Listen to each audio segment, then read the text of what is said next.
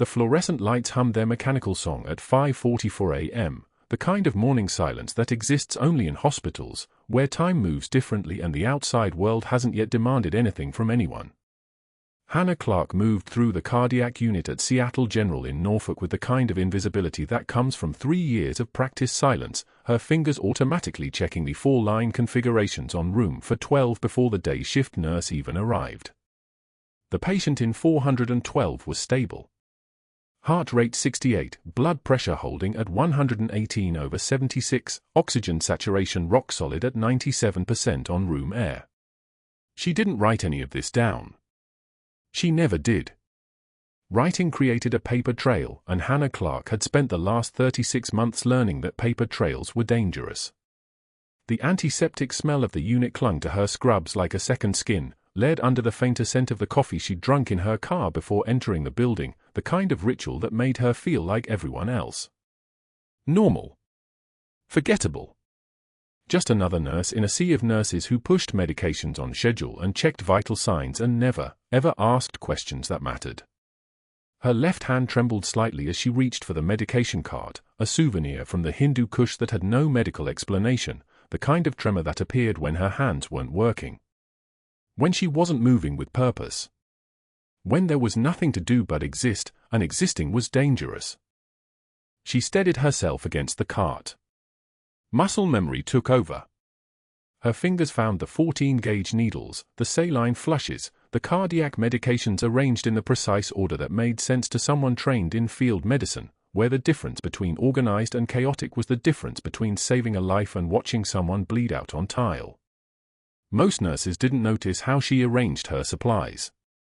Most people didn't notice Hannah Clarke at all. The unit was quiet except for the soft electronic beeping of monitors and the distant thud of an ambulance bay door closing 3 floors down. She moved between rooms with the fluid efficiency of someone who had learned to take up as little space as possible, to exist in the spaces between people's attention. Room for 08. Room for 10. Room for 12 again. She checked the foresight on Mrs. Patterson, a 73-year-old with a history of atrial fibrillation, and noticed the slight redness at the insertion point. Inflammation at 0.3 centimeters. Nothing critical yet, but it would become critical in approximately 17 hours if left untouched. Hannah made a mental note, the kind of mental note that never appeared in official charting, the kind that just appeared as preventive care when the infected line was discovered by someone who had been trained to see problems before they announced themselves. Through the observation window, she caught sight of Dr. Marcus Mercer arriving for the early rounds, his white coat pristine, his expression already settling into the mild contempt he wore like expensive cologne. He didn't glance in her direction as she passed him in the corridor. He never did. Mercer looked through people, catalogued them the way a jeweler examined stones, assessing their value, their usefulness, their threat level. Hannah had been invisible to him for exactly 3 years and 4 months, ever since she'd started asking questions about why the cardiac supply requisitions for the month of March showed a 23% overage in chest tubes and arterial lines. The questions had stopped after Mercer had reassigned her to the night shift for 2 weeks. The message had been clear. Some people asked questions. Some people learned silence. The MacGuffin object rested against her ribs like a heartbeat, hidden in the lining of her jacket which hung in locker number 47 in the staff break room. The faded unit patch from the 75th Ranger Regiment, sewn there with thread so fine it was almost invisible, a reminder of a woman who no longer officially existed in any government database. That woman had been a captain in the United States Navy with a security clearance that had cost the government $340,000 to obtain. That woman had served 3 tours in Afghanistan, including 18 months in the Hindu Kush where the mountains rose so high they seemed to punch holes in the sky. That woman had been ordered to disappear after a black operations extraction had gone sideways, had been declared dead in official records, had been buried in classified documents so deeply that her own son didn't know the half of it. Hannah Clarke, the nurse pushing a medication cart in Norfolk, Virginia, was not that woman anymore. Or so she told herself every morning in the car before she came into work. The unit board updated at 6:15 a.m. A new admission. Cardiac observation. Captain Ryan Torres, Navy Medical Corps, 38 years old, admitted through the emergency department with chest pain and a suspected myocardial event. Hannah's hand froze mid-reach for a patient chart. The name hit her like a physical blow, the kind that doesn't leave marks. Ryan Torres. Torpedo. That was his call sign. She hadn't heard it spoken aloud in 4 years, 2 months, and 19 days. Not that she was counting. Torres had been the medic on her last operation. The one who'd come in as replacement when she'd been extracted. The one who'd finished what she'd started, who'd done the field medicine she'd been trained to do, except he'd gotten to stay afterward, gotten to walk away with his name still on the official records, gotten to live a life that wasn't buried. He'd been talented. Steady hands. Good instincts. She remembered watching him during their overlap, before the order came through to pull her out, and thinking that whatever came next, Torres could handle it. The EKG results populated on the system, ST elevation in leads 2, 3, and AVF. Inferior wall myocardial infarction. Classic presentation. The kind of thing that required a cardiothoracic team, that required surgery, that required precision. Hannah looked at the radiology report and her breath caught. The imaging showed shrapnel embedded in the chest wall, small fragments that had been missed by whoever had treated him initially. She recognized the pattern. The fragmentation was consistent with 7.62 mm rounds, the kind of shrapnel that came from a specific weapon system, the kind that she would recognize anywhere because she'd seen it before. She'd seen it because she'd been there. The previous medical record showed Torres had been treated for blast injuries 8 years ago in Kandahar. That was after the Hindu Kush. After her extraction. After everything had gone dark. What happened next didn't just silence the room, it changed the entire trajectory of how Hannah moved through the unit. The knowledge of Torres' arrival created an invisible tension, a pressure change in the air like the moment before a thunderstorm. She returned to the medication cart and her fingers moved with automatic precision, accessing the 4 solutions and the heparin flush, her hand steady now because work had appeared and work was the one thing that made everything else go away. The tremor vanished. Her breathing regulated. Her mind shifted into the operational state that she'd learned to access in rooms in the Hindu Kush where the difference between calm and panic was measured in seconds. By 7:33 a.m., Torres had been moved to a monitored bed in the unit. Hannah could see him from the medication station. 38 years old, dark hair going grey at the temples, the kind of lean muscular build that came from someone who'd spent most of his adult life in environments where weakness had consequences. His mother sat beside him, holding his hand, and his father stood at the window, looking out at Norfolk like he was trying to place where he was. They had no idea who the quiet nurse was who would be checking his medications. They had no idea that she'd trained alongside their son, that she knew exactly how his mind worked under pressure, that she recognized in the set of his shoulders a familiar kind of discipline. Mercer swept through the unit at 8:38 a.m. for official rounds, his presence preceding him like a pressure wave. He stopped at Torres' room and Hannah watched from her position at the supply closet as the doctor performed his assessment, reviewing the chart, examining the patient, making notes in that precise script of his. When Mercer emerged from the room, his expression had shifted into something sharper. He was evaluating Torres the way a predator evaluates prey, assessing value, utility, threat level. Mercer loved having Navy personnel in his unit. They meant authority.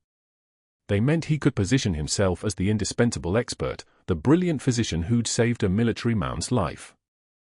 What Mercer didn't know was that the quiet nurse in the corner, the one he'd never bothered to learn the name of, was calculating exactly how many ways the inferior wall myocardial infarction could go catastrophically wrong.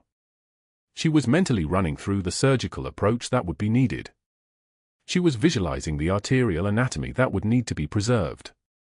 She was doing what she'd been trained to do in a field hospital in the Hindu Kush, preparing for everything that could possibly kill the patient in front of her.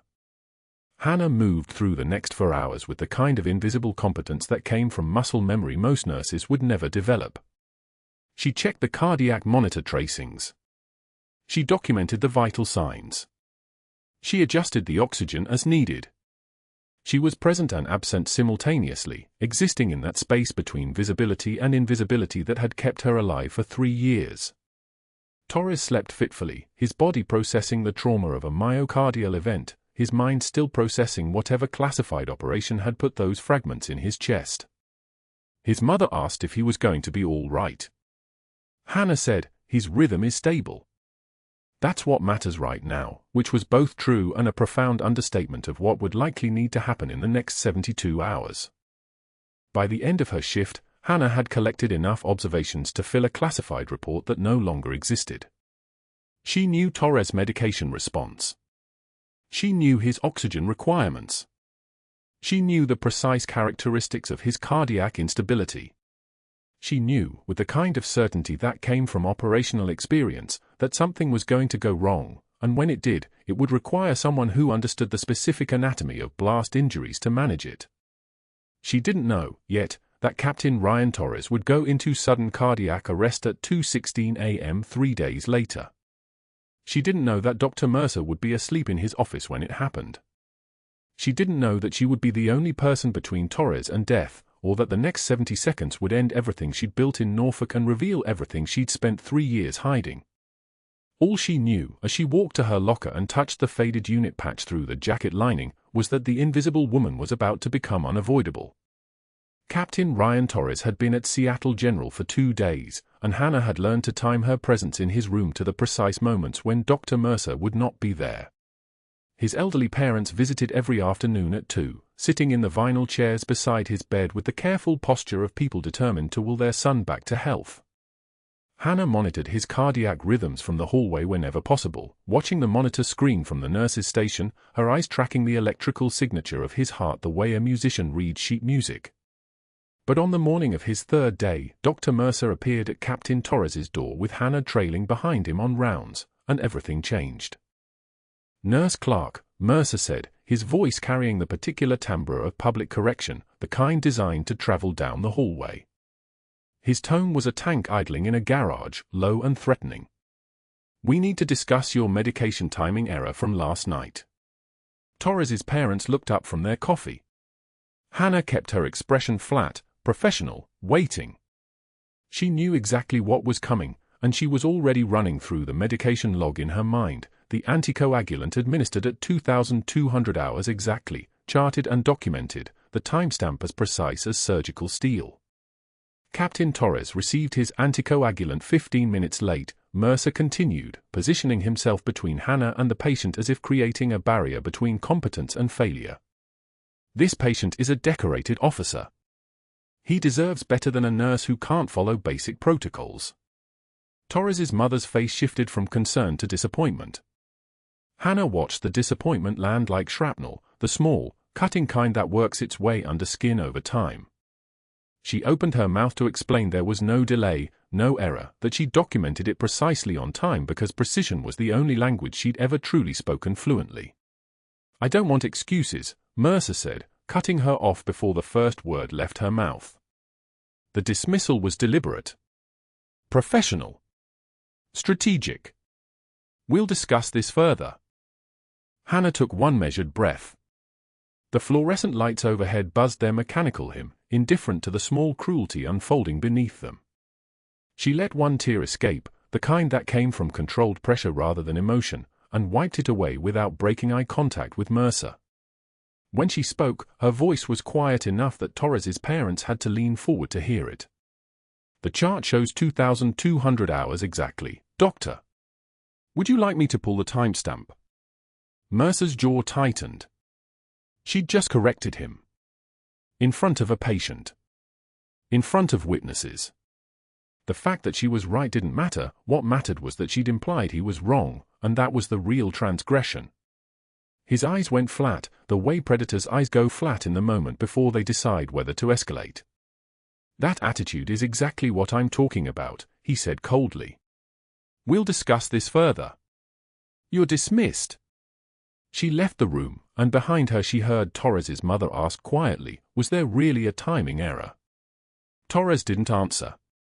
He was staring at the doorway where Hannah had been, his mind working through something his conscious mind hadn't quite caught up to yet. The next day, the break room cleared like toxic spill the moment Hannah sat down with her lunch. She'd brought a sandwich from home, turkey and mustard on wheat, and she unwrapped it slowly while three nurses who'd been mid-conversation suddenly remembered they had somewhere else to be. Their movements were coordinated, almost choreographed, the work of someone orchestrating from behind the scenes. By the end of the week, Hannah ate alone every shift, the sandwich sitting on her lap as conversation stopped mid-sentence when she approached and resumed only after she'd passed. The whispers followed her like a scent: attitude problems, difficult to work with, doesn't respect authority, thinks she knows better than the doctors. Mercer was building something. Not just a personnel file, but a narrative. A story about a difficult nurse with boundary issues and poor judgment. A story that would stick to her like hospital antiseptic, impossible to wash away completely. Hannah recognized the technique because she'd used similar ones herself, back in a life she wasn't supposed to remember. You didn't need to destroy someone all at once. You just needed to isolate them slowly, cut them off from allies, make them toxic until no one wanted to be near them. By Friday, when Mercer posted the formal write-up on the unit board, the groundwork was already prepared. He pinned it with deliberate care, the kind of precision he reserved for moments of institutional power. Hannah watched from across the station as staff began to gather, the silent assembly that happened whenever something was about to become official. Mercer cleared his throat, and the ambient noise of the unit decreased like a volume dial being turned down. "Attention, staff," he said. "I need to read this right up into the record." 20 faces turned toward Hannah. Mercer's voice took on the cadence of someone reading from a legal document, each word carefully pronounced, each charge carefully separated. Nurse Clarke is hereby cited for uniform violations including improper name badge placement, non-regulation watch, and failure to maintain professional appearance standards per Regulation 670-1. Hannah stood perfectly still. She'd learned this in the Hindu Kush, how to absorb incoming fire without flinching, how to let accusations pass through her like bullets through still water. The name badge on her uniform hung exactly where hospital policy specified. The watch on her wrist was a standard Timex, standard issue for anyone who needed to track medication timing in a medical environment. The violations were fiction, but they were official fiction now, recorded in the system, real enough for anyone reading them later. Additionally, Mercer continued, his voice warming with the pleasure of the performance, Nurse Clarke's recent behavior demonstrates insubordination and a pattern of questioning established protocols. Hannah's hands remained at her sides. Her breathing stayed steady. The silence in the unit was the particular silence that comes before a moment of rupture, thick enough that you could hear the distant beep of cardiac monitors, the hiss of oxygen flowing through tubing, the small mechanical sounds that hospitals made constantly but that only became audible when everything else went quiet. When Mercer finished reading, when he'd itemized every infraction so minor it bordered on fiction, when he'd built his case from air and institutional authority, Hannah spoke. Her voice was quiet, but in the silence it carried the weight of precision. "You should check what Regulation 670-1 actually says before you cite it, Doctor. That's Army Uniform Code. This is a civilian hospital." The room went absolutely still. Mercer's face darkened, a tide of red rising from his collar. For a moment, no one breathed. The monitors continued their beeping, indifferent and constant, a reminder that beneath all the institutional theater there were still bodies that needed saving. "Insubordination noted," Mercer said quietly. His voice had gone cold, all the performative warmth gone. He turned and walked away, but not before Hannah saw what she'd been waiting to see, the moment when he realized that breaking her was going to require more than whispers and fiction. She'd just shown him she wasn't looking for allies, wasn't trying to win the room. She'd shown him she was capable of standing alone. And that made her dangerous in a way he couldn't quite categorize yet.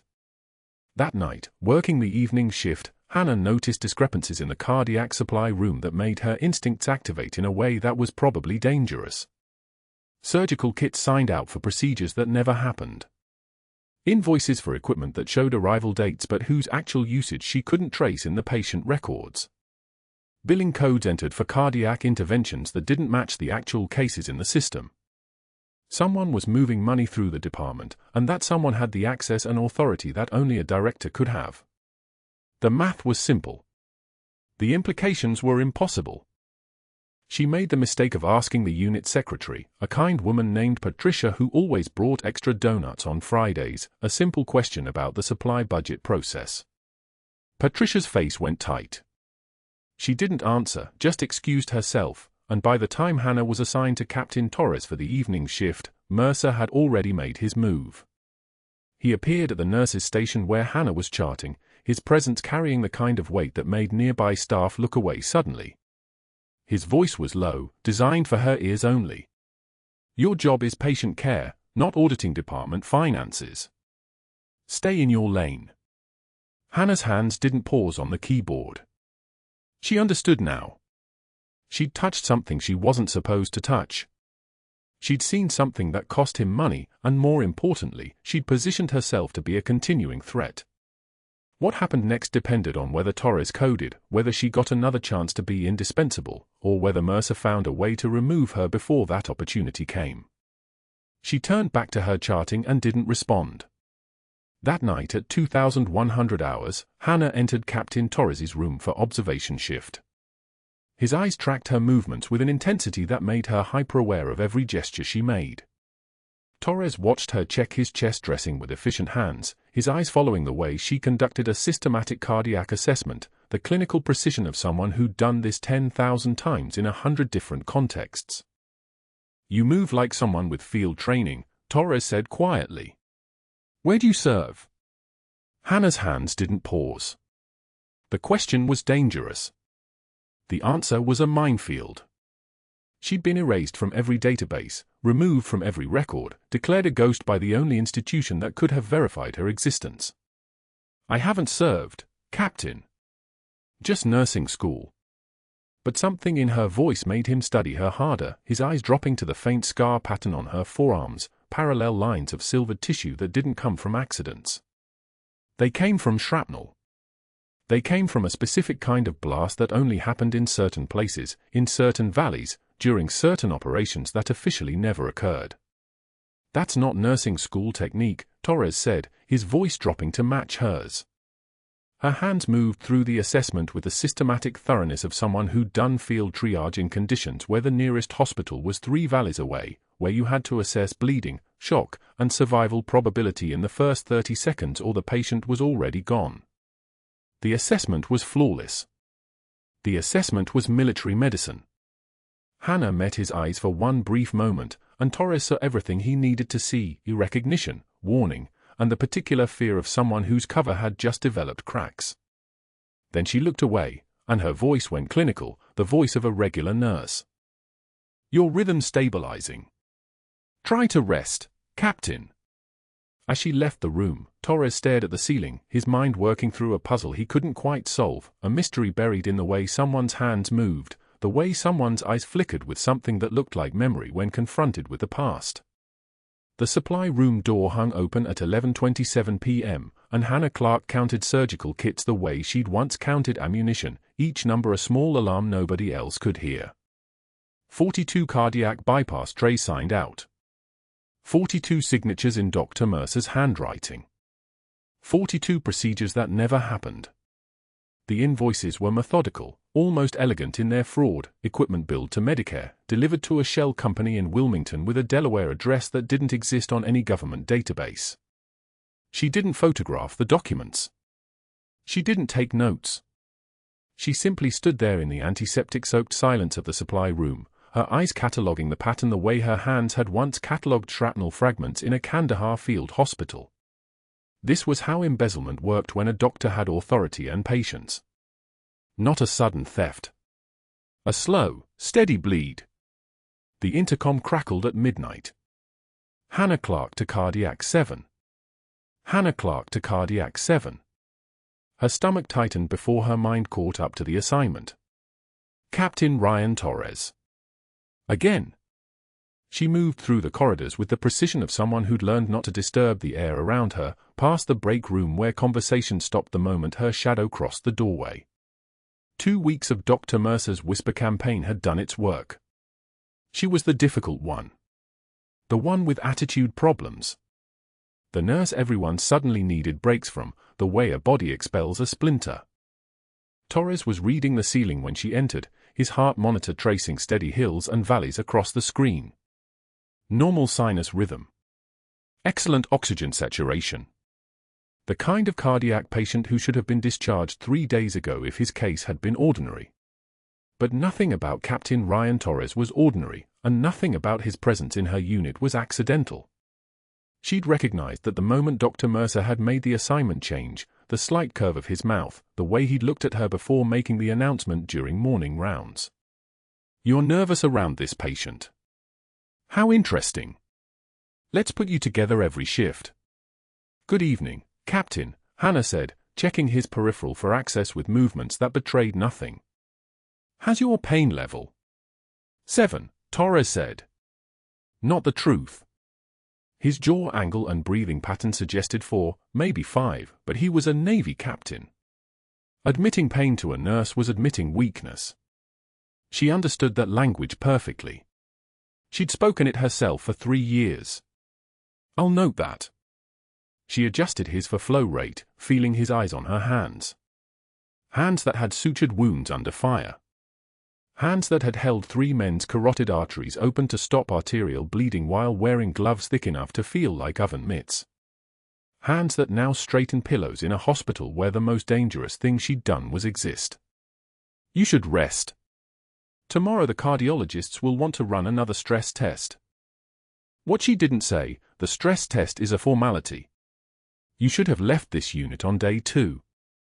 What I didn't say, I know what you're looking at when you watch me work. I know the questions moving behind your eyes. What she absolutely would not say, I know exactly how you got those shrapnel wounds, because I studied the classified briefing photos of Operation Grizzly Shadow for 18 months before they erased me from the roster. She left him staring at the ceiling again, and when she returned to the nursing station, Dr. Mercer was already waiting with the assignment sheet. "Ms. Clarke, I'll need you to cover the 2100 to 0600 shift. Cardiac 7 and 8. Full census." "Understood, Doctor." "And you'll notice your access to the pharmaceutical supply database has been restricted to standard medications only. No ordering, no inventory review." He said this without looking up from his tablet. "Strategic. Clean. Institutional." This was stage 3 of his escalation, no longer just social attacks. This was institutional sabotage dressed in hospital policy. Policy 4.6.2 requires that all medication ordering be supervised by a physician. I'm simply ensuring compliance. Surely you understand. Of course. You've also been reassigned to the night shift exclusively, beginning Monday. Less desirable for most staff, I imagine, but perhaps it will reduce the interpersonal friction some people have complained about. He turned a page on his tablet. "And your shift bid for the July rotation has been moved to 3rd choice instead of 1st. I'm sure you'll understand the rationale, consistency matters. We need our best nurses in primary roles during peak hours." Hannah stood very still. Not trembling. Not burning red. Not retreating. Just standing there with the kind of calm that came from having already survived the worst the world could offer. "Understood, Doctor." "Good. Your professionalism is noted." He finally looked at her, and she saw something new in his expression, not anger, but the peculiar satisfaction of a man who believed he'd begun dismantling someone competent enough to threaten him. He'd read her composure as submission. He'd seen her stillness and called it surrender. Men like Dr. Mercer made assumptions about quiet people. They thought silence meant acceptance. They thought invisibility meant weakness. She began her night shift at 9 p.m. hours. Torres was sleeping, his monitor showing the steady reassuring beep that meant his heart was doing its job without incident. Cardiac 8 held a 74-year-old post-op bypass patient with normal recovery trajectory. Quiet night. The kind of night that existed in surgical units the way clear weather existed in the mountains, rare enough to appreciate, predictable enough to doubt. At 23:17, her intuition fired like a weapon. There was nothing on the monitor to justify it. Torres's rhythm remained perfect. His oxygen sat steady at 98%. His blood pressure held firm at 128/79. But she'd spent 18 months in mounting compounds where intuition kept you alive, where the difference between a quiet moment and an ambush was exactly the whisper of recognition that was moving up her spine right now. She walked to his room, stood in the doorway, watched him breathe. His skin had changed color. Not dramatically. Just a subtle shift toward gray, the way a photograph fades if you leave it in sunlight long enough. She moved to his bedside and he opened his eyes, still drugged with a narcotic she'd administered 6 hours earlier. "How do you feel?" The words came soft, medical, routine. But her hand was already on his wrist, counting his pulse manually because sometimes machines missed what skin could tell you. "Fine," he said. Little short of breath. The monitor still showed normal sinus rhythm. Normal oxygen saturation. Normal everything except the man in front of her, whose breathing pattern had subtly shifted toward the rapid and shallow, whose skin was telling a different story than his machines. She'd seen this before. In Kandahar. In the Kuna province. The pattern of a body beginning to fail before the numbers caught up. Pericardial tamponade. Blood filling the sac around the heart. The shrapnel fragments she'd seen on his chest x-rays, so small they'd been listed as clinically insignificant, a common annotation for metal fragments that surgeons decided weren't worth removing, had probably fractured something microscopic. A tiny vessel. A thin wall. Something that had been bleeding slowly for 48 hours, building pressure with each milliliter, each heartbeat pressing the envelope tighter and tighter. She hit the code button. The response was immediate and chaotic, the crash cart wheels squeaking against the linoleum, Dr. Rashid arriving first, his residency still sharp enough to remember the steps but not old enough to stop his hands from shaking. The monitor showed the first warning, ectopic beats. Irregular spikes on the screen. Torres's pressure dropping as his heart strained against the building pressure inside the pericardial sac. VFib, someone called out, and the room shifted into a different intensity, the kind of urgency that made time compress and stretch simultaneously. They shocked him. Once. His back arched with the voltage, a reflex older than consciousness. Nothing. Flat line. They shocked him again. Still nothing. The monitor's beeping had become a single tone, a wail of mechanical grief. "Where's Mercer?" Dr. Rashid's voice cracked. Young resident in a full code for a stable patient who'd just deteriorated with no explanation. The fear was reasonable. The paralysis was not. Hannah moved to the crash cart and saw it immediately, the pericardiocentesis kit, the 20-gauge needle designed to pierce the pericardial sac and drain the blood suffocating his heart. Dr. Rashid was reaching for it with hands that looked like they belonged to someone else, someone operating on a 5-second delay, the gap between thought and action widening into an abyss. "We have 30 seconds, Hannah said quietly. 30 seconds before asystole became irreversible. 30 seconds before a Navy captain stopped being a patient and became a body." Dr. Rashid's hands froze. The needle hung in the air between them. Behind her, the door opened and Dr. Mercer walked in, observing the scene with the calm of someone who believed the outcome had already been decided and documented. "Nurse Clarke, step back and let the doctors work. Your role is to assist, not diagnose." His voice carried the weight of hospital policy, the authority of rank, the absolute certainty of institutional power. "Dr. Rashid, continue resuscitation. I'm calling for the crash team, we'll move to the OR." Hannah could see the angle of the pericardial space on Torres's sternum. She could see the exact point where the needle needed to go, the fifth intercostal space, just above the xiphoid process, angled toward the left shoulder. She could see the blood backing up in his inferior vena cava, the backup pressure collapsing his right atrium, the cascade of cardiac tamponade that no amount of CPR could fix because the problem wasn't the heart's rhythm. The problem was the prison surrounding it. The monitor showed asystole. Flat line. The beeping had stopped. Now it was just the whooshing of the ambu bag, the sound of air being forced into his lungs through an endotracheal tube, the mechanical rhythm of compressions that couldn't do anything except compress an already failing system. 20 seconds, Hannah whispered. And she understood, in the space of a single breath, that she was standing at the same junction she'd stood at in the mountains. The place where following orders meant watching someone die. The place where speaking up meant erasing the last 3 years of invisibility, meant surfacing from the ghost life the government had ordered her to maintain, meant becoming visible in a way that could never be reversed. Dr. Mercer was still talking, something about policy and scope and professional boundaries, his voice like a tank idling in a distant garage, present but not real, not urgent. He was explaining why she couldn't save Torres's life. He was quoting regulations at a dead man. Hannah's hand moved on its own. Not trembling. Not asking permission.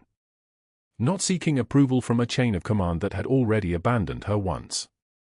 Her hands found the scalpel on the crash cart and she was moving, and the room went silent except for the continued beeping of the monitor and the hiss of the ventilator and the small precise sound of someone who'd learned to make decisions under fire.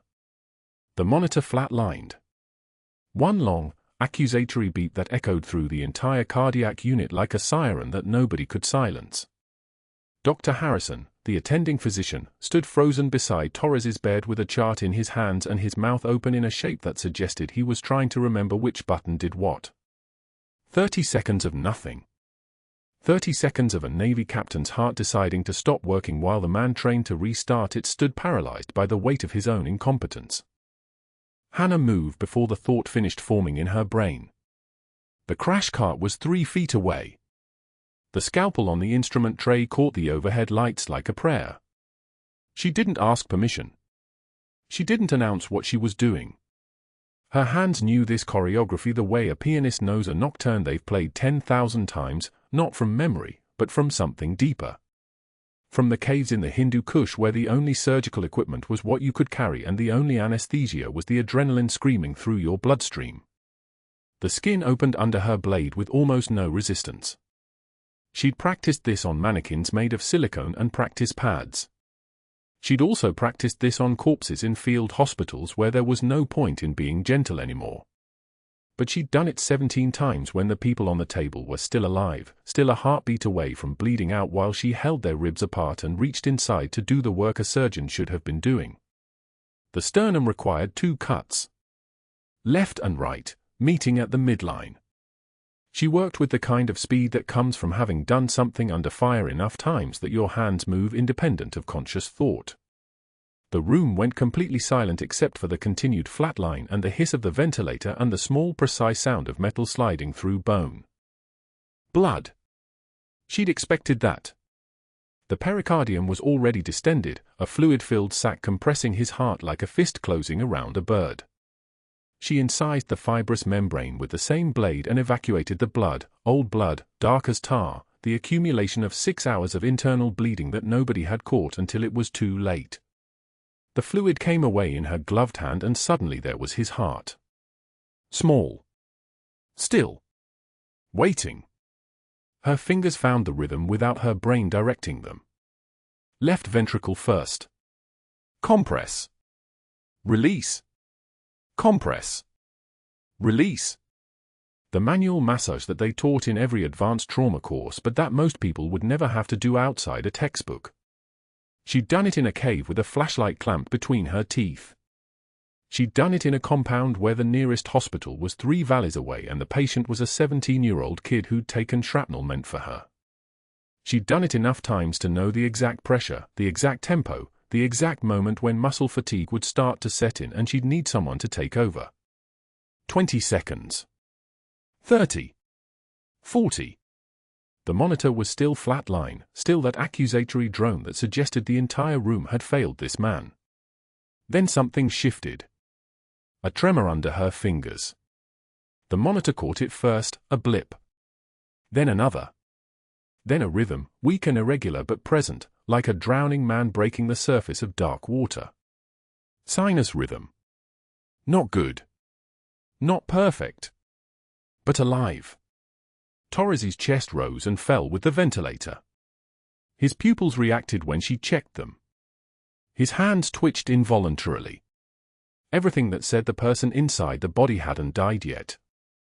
She was still covered in his blood when Dr. Mercer arrived in the doorway.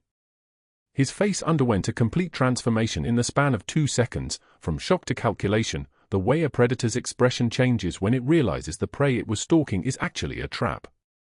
He stared at Hannah for exactly one breath. At Torres's stabilized monitor. At her hands, which were still in Torres's chest cavity. At the blood on her scrubs and her neck and the corner of her mouth where she'd brushed her face with the back of her hand hours ago. Then he spoke, and his voice was dangerously quiet. Everyone out except Nurse Clarke. The team entered like the room was on fire. Residents and nurses and techs all filing out in silence that felt like submission. When the door closed, it sounded like a cell locking. Dr. Mercer stepped closer, and his eyes moved from her face to her hands to the open chest cavity with methodical precision. You just performed a surgical procedure without a license. Without authorization. Without medical oversight. He pulled out his phone. The light from the screen made his face look skeletal. That's grounds for immediate termination. Possible criminal charges. I'm documenting this right now. Hannah stripped off her gloves with steady hands. One finger at a time. Precise. She didn't speak. Didn't defend. Didn't explain that she'd kept a man alive when his attending physician had turned to stone. The gloves went into the biohazard bin with the same care she would have shown a surgical incision. Hospital Policy 7.3.2 states clearly that scope of practice violations constitute grounds for immediate disciplinary action.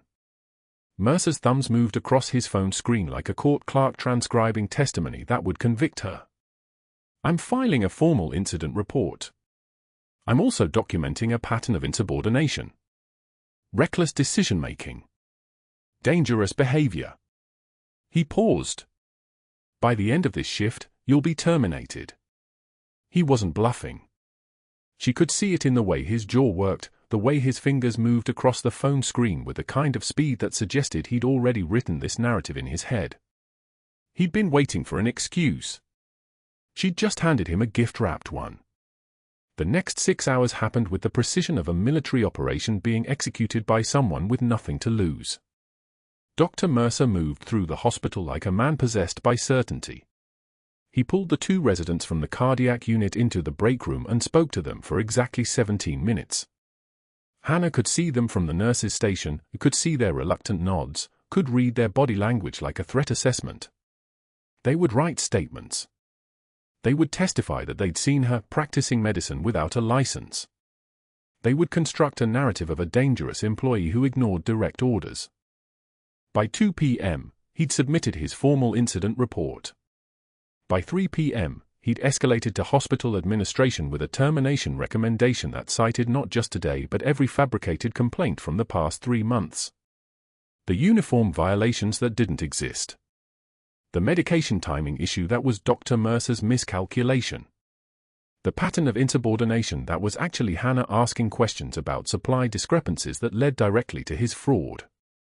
By 5:38 p.m., security was walking through the cardiac unit with an HR manager who'd never seen Hannah's work, never watched her save a patient's life, never seen the invisible infrastructure of competence that she'd built over 3 years of making no noise and asking for nothing. Nurse Clarke, you're being placed on immediate suspension pending investigation.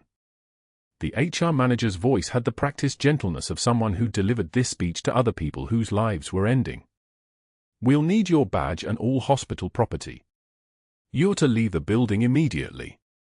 Hannah didn't argue. Didn't protest. Didn't offer an explanation that nobody was asking for. She followed them to the lacquer room where her belongings had already been removed, a small box containing a coffee mug and a photograph of her 17-year-old son Marcus, the photo taken 3 years ago when she'd still had a name and an identity that the government recognized. Her badge was on top of the pile. They escorted her to the hospital laundry room because her shift had ended and they wanted to make absolutely certain she didn't contaminate any other part of the building with her presence. She began folding her scrubs with the kind of precision that was almost meditative, each crease exact and parallel, the fabric still warm from the industrial dryer. 3 years of folding scrubs every shift. 3 years of being invisible. 3 years of holding the wall while other people made decisions, got promoted, learned her skills and forgot to thank her.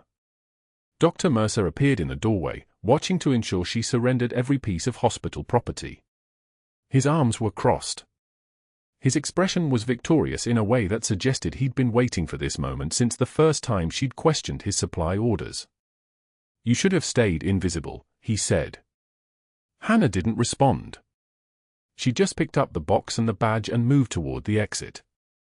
The parking lot was cool and the rain was starting, just a mist at first, falling on the pavement like whispered apologies that nobody was making. She was halfway to her car when she heard the first voice from the lobby, raised, young, determined. A voice she recognized the way a homing pigeon recognizes the exact frequency of its dovecot. Her son Marcus. The laundry room smelled like industrial bleach and the ghost of 1,000 uniforms, the sharp bite of it mixing with the warm steam rising from the industrial dryer. Hannah folded her scrubs with the same precision she'd once used to fold flags at military ceremonies, each crease exactly parallel, the fabric still warm enough to release that clean cotton smell into the fluorescent air. Her hands moved with muscle memory that belonged to someone else now, someone who'd been erased. 3 years. 36 months of invisibility, and it was ending in a basement laundry room at 11 o'clock at night. Dr. Mercer stood in the doorway, watching. Not speaking. Just watching. The kind of surveillance that was meant to humiliate, making sure she surrendered every piece of hospital property, every last scrap of identity. Her badge was already on his desk upstairs. Her access codes had been revoked at 6:45 p.m. Her locker had been cleared by hospital security at 7:15, her belongings boxed and removed like she'd never existed here at all. "Is there anything else, Doctor?" Hannah asked quietly, folding the final pair of scrubs. Her voice was steady. Controlled. The voice of someone who'd had much worse happen in caves with mortar fire outside. "No," Mercer said from the doorway. "That's everything." He watched her place the folded scrubs into a cardboard box marked "Return to Linen Services." His eyes were sharp with satisfaction, the look of a man who'd successfully eliminated a problem. He didn't see the faded unit patch still sewn inside her jacket lining, hidden in the seam where it had survived 3 years of laundry and invisibility. Hannah carried the box toward the door. Mercer stepped aside just enough to let her pass, his presence filling the space like poison gas, thin but pervasive. She walked through the corridors of Seattle General for the last time, the box resting against her chest, and nobody looked at her. Nobody ever looked at her. That had been her entire strategy for survival, be so invisible that you become part of the infrastructure, like the pipes and wiring that kept the building alive. The parking lot was dark except for the amber glow of sodium lights casting everything in the color of old bruises. Her car was parked in the rear section where the night shift staff left their vehicles, 3 rows back from the main entrance. It was raining, not hard, just a cold Norfolk drizzle that seemed to come directly from the Atlantic, carrying salt and rust and the smell of 1,000 ships. She was almost to her vehicle when she heard it. Shouting. Multiple voices. Commotion erupting from the main lobby of Seattle General like something had fractured open from the inside. Hannah stopped walking. Set down the box on the hood of her car. Listen. That was the first rule of combat medicine: listen before you move. Assess before you act. Sound travels differently depending on what's happening. This was confusion, yes. But also, something else. Recognition. Movement with purpose. She walked back toward the hospital entrance. The glass doors slid open, and the commotion hit her like a pressure wave. Marcus. Her 17-year-old son stood in the center of the lobby holding a shadow box, the one she'd hidden in the attic 2 years ago, the one she'd never intended him to find. The one that contained everything she'd spent 3 years trying to bury. Her medals. Unit patches. A photograph from Kandahar. His voice was loud, young, completely unaware of what he was announcing to the gathering crowd. My mom, she served in the Navy. She was classified, which is why nobody knew, but she's here at this hospital, and they just fired her because. Hannah's chest tightened. She wanted to move toward him, to stop him, to somehow rewire time and bury everything again. Instead, she stood frozen in the doorway, and that's when Captain Torres rolled his wheelchair through the corridor intersection, still recovering from surgery, still pale, but awake. Alive. His eyes found her across the distance of 30 feet of polished tile floor. His jaw went slack. His mouth opened. And when the words came out, they carried the weight of recognition that came from having survived the impossible together. Phantom. The name hung in the air like a detonation. Like a frequency only certain people could hear. 2 Marines, actually 2, standing near the waiting room chairs, straightened to attention with the kind of instantaneous precision that only happens when your nervous system recognizes protocol. One of them pulled out his phone, scrolling through something, his eyes widening as he found what he was looking for. Captain Hannah Clarke, he read aloud, his voice climbing slightly. Silver Star recipient. Credited with 17 lives saved under direct enemy fire during Operation Grizzly Shadow. He looked up from the phone, and his eyes found Hannah standing in the doorway. 2 Purple Hearts. Navy Cross. Each decoration fell into the air like dominoes. Like a countdown. Like the progressive stages of something that couldn't be reversed once it started. Dr. Mercer pushed through the growing crowd, staff members, night nurses, a few patients who'd wheeled themselves out to witness something they couldn't name but felt in their bones. His face was the color of a blood clot, his mouth moving, trying to formulate some institutional response, some policy invocation that might contain what was happening. "This is a security matter," he said, his voice brittle. "I need everyone to disperse. Now." That's when the Navy Rear Admiral stepped forward, a visiting physician who'd been checking on his brother-in-law in orthopedic recovery, still wearing his service dress uniform. He moved with the kind of quiet authority that comes from decades of commanding thousands of lives. His eyes found the shadow box in Marcus's hands, traced the medals visible through the glass, and he lifted his hand in a salute, a full, proper salute, his palm against his temple like he was addressing a superior officer. Captain Clarke's decorations include 2 Purple Hearts and a Navy Cross, the Rear Admiral said. His voice was steady enough to support buildings. "Stand down, Doctor." Mercer's face underwent a transformation that would have been interesting to watch under other circumstances, the moment when institutional power evaporates, when the carefully constructed walls of hierarchy collapse because they were built on lies. He opened his mouth. Closed it. Opened it again. "I don't understand what's—" "No," the Rear Admiral cut him off with a single word that carried the weight of command. "You don't." The Pentagon liaison arrived within the hour, a woman in a dark suit with the kind of eyes that had seen classified things. She walked directly to Hannah, who was now sitting in the hospital cafeteria with Marcus and Captain Torres, and she said simply, "Your code name is confirmed. Welcome back to the visible world, Captain Clarke." But before Hannah could respond, Chen appeared, the hospital IT specialist, a Marine veteran with a scarred face and the kind of expression that comes from having already made difficult decisions. "I pulled the security footage," he said quietly, looking only at Hannah. 18 months of it. Dr. Mercer accessing the supply room at 2 in the morning. Processing billing codes for procedures that never happened. "I contacted the DoD Inspector General 3 hours ago. The drive secure." What happened next didn't unfold in dramatic confrontations. It unfolded in the clinical precision of federal investigation. Over the next week, Hannah remained at Seattle General, now under different status entirely. The hospital had quietly suspended Dr. Mercer pending investigation. Agent Kowalski from the FBI's White-Collar Crime Division arrived with a briefcase and a list of procedures that went back 18 months, ghost surgeries, phantom patient files, kickback arrangements with a medical supply company called Apex Healthcare Solutions. The supply room numbers told their own story. Mercer had signed out 847 units of cardiac equipment over 18 months but billed for 1,247.